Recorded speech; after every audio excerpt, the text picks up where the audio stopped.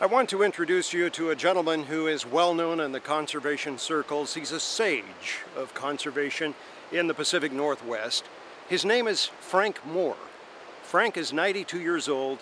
He has been a conservationist for decades. He's fished this river behind me, the North Umpqua River, for decades.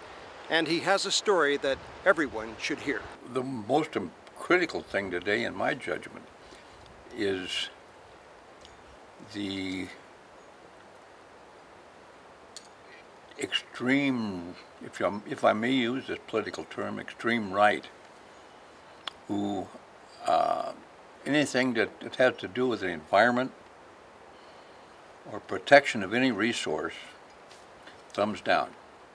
It really concerns me. And my family have been registered Republicans in the state of Oregon since before the state was started. I'm come from an old pioneer family, and it really disturbed me to see this today, that the fight has to be so violent, well, that might not be quite the word, but yeah, maybe that would work, to protect what we have left of our natural resources. It needs to be a little bit more balanced, and it certainly is not balanced. Especially some of the rural counties judge that they depend so much on the natural resources to keep them afloat financially, and they don't realize that sometimes it's just the opposite. If they take care of the natural resources, they would be in a lot better shape.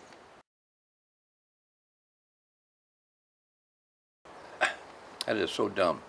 One of the dumbest things we're facing today, in my judgment, is still existing or still working under the old mining laws.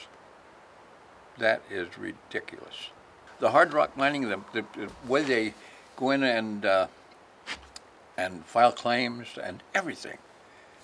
God, this is not 1860s. This is the 2000s. Well, there's going to have to be some joining of forces within, like in our state, between the representatives and the senators, and the representatives are elected every 2 years. So they're politicking from the word go, not taking care of what they're supposed to do. And not have policies change with every election depending on who's elected.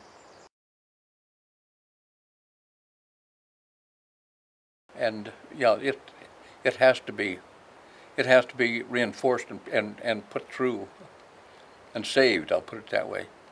It has to be saved. Do we have to wait till the next election? I really have some optimism.